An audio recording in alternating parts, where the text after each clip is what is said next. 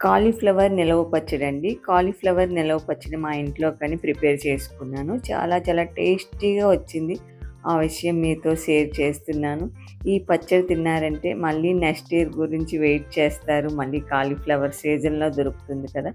మళ్ళా చేసుకొని తినవచ్చు అన్నంత టేస్టీగా ఉంటుందండి ఈ పచ్చడైతే.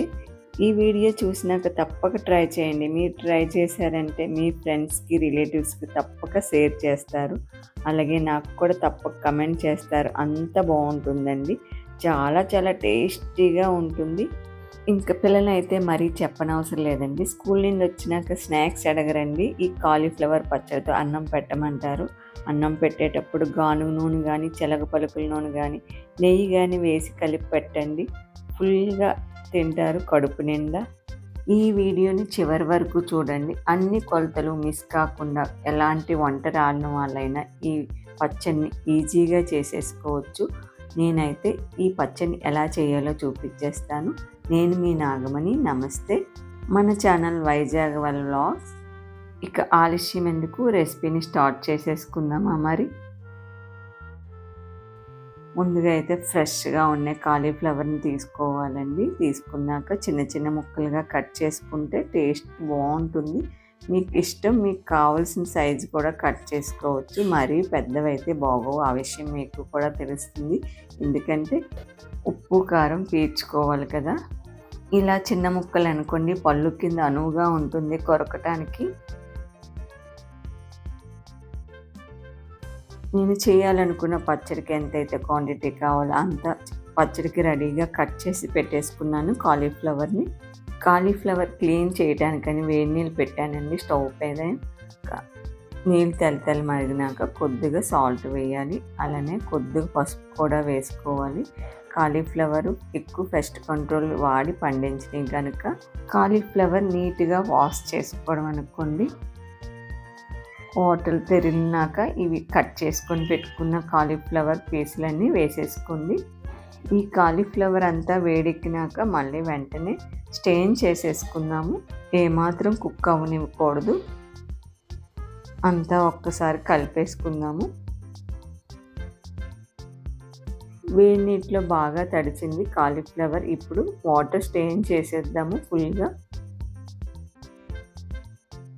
కాలీఫ్లవర్ స్టెయిన్ చేసినాక ఒక 5 మినిట్స్ అలాగే ఉంచారనుకోండి, ఇంకొద్ది వాటర్ కూడా వచ్చేస్తుంది. అప్పుడు పల్చని క్లాత్ తీసుకొని ఆరబెట్టేసుకోవాలి. ఆరబెట్టడానికి ఒక కాటన్ క్లాత్ తీసుకున్నాం అనుకోండి, ఏమాత్రం తేమనైనా పీల్చుకోగలుగుతుంది. అలాగే నీడలోనే ఆరబెట్టుకోవాలి, ఎండలో కాదు. కనీసం 3-4 గంటలైనా ఫుల్గా వాటర్ అస్సలు ఉండకూడదు, తేమ ఆరిపోవాలి. నేనైతే 4 అవర్స్ అలా ఆరబెట్టానండి. ఇప్పుడు పికిల్ కలిపేసుకుందాము. కాలీఫ్లవర్ ఉడకబెట్టి ఆరబెట్టినాక దీని వెయిట్ అండి 460 గ్రామ్స్ వచ్చింది. ఈ బ్రౌన్ గ్లాస్తో 4 గ్లాసులు కాలీఫ్లవర్ ముక్కలు వచ్చాయండి. అదే గ్లాస్తో 100 ml అంటే హాఫ్ గ్లాస్ ఆయిల్ వేస్తున్నాను. గ్రౌండ్ నట్స్ ఆయిల్ అండి, వేడి చేసి చల్లార్చిన ఆయిల్. అలాగే వెల్లుల్లి హాఫ్ గ్లాస్ తీసుకున్నాను. 50 గ్రామ్స్ వచ్చాయి వెయిట్ ప్రకారం చూస్తే. ఇవి కచ్చాబచ్చా మిక్సీ వేసేస్తాను. అలాగే హాఫ్ గ్లాస్ కారం తీసుకున్నాను, అది కూడా 50 గ్రామ్ వచ్చింది. వెల్లుల్లి అయితే పొట్టు తీసేసినవేనండి. అలాగే ఉప్పు కూడా హాఫ్ గ్లాసే తీసుకున్నాను. ఇది వెయిట్ 100 గ్రామ్స్ వచ్చింది. అలానే 2 స్పూన్లు ఆవాలు, 1 స్పూన్ మెంతులు వేయించుకొని పొడి చేసుకోవాలి. ఇది ఇంకా పొడి చేస్తాను. అలానే హాఫ్ టేబుల్ స్పూన్ ఇంగు కూడా అండి. హాఫ్ టేబుల్ స్పూన్ పసుపు. అదే గ్లాస్తో నిమ్మరసం కూడా తీసుకున్నాను, అది 150 ml ఉండొచ్చు. కాలీఫ్లవర్ పికిల్ రెడీ చేసేసుకుందాము. ఏ రకంగా అంటే 100 గ్రామ్స్ సాల్ట్ తీసుకున్నాను. అలాగే 50 gram red chilli powder. Measurement కూడా చెప్తున్నాను, వెయిట్ కూడా చెప్తున్నాను, గమనించండి. ఏ గ్లాస్తో అయితే కాలీఫ్లవర్ కొలుచుకున్నాను అదే గ్లాస్తో అన్నీ కొలుచుకున్నాను. లెమన్ జ్యూస్ 150 ml ఉంటుంది, 1 గ్లాస్ తీసుకున్నాను. హాఫ్ టేబుల్ స్పూన్ ఇంగు వేస్తున్నాను. హాఫ్ టేబుల్ స్పూన్ పసుపు వేసాను. ఆవాలు మెంతులు పొడి చేసి వేస్తున్నాను.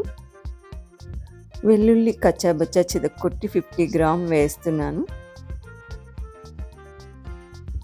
ఆయిల్ అయితే 100 గ్రామ్స్ ఆయిల్ వేస్తున్నానండి. మీకు కావాలంటే ఇంకా ఎక్కువ వేసుకోవచ్చు. పావు కేజీ ఆయిల్ వరకు పడుతుంది. అన్ని ఐటమ్స్ వేసేసుకున్నాక నీట్గా కలిపేసుకోవాలి. కారం, ఉప్పు, లెమన్ జ్యూస్ అంతా కలిసేటట్టు బాగా నీట్గా కలిపేసుకోవాలి ఒక 2-3 నిమిషాలు. క్లీన్ చేసి ఆరబెట్టుకున్న కాలీఫ్లవర్ పీసుల్ని వేసేసుకొని నీట్గా కలిపేసుకుందాం.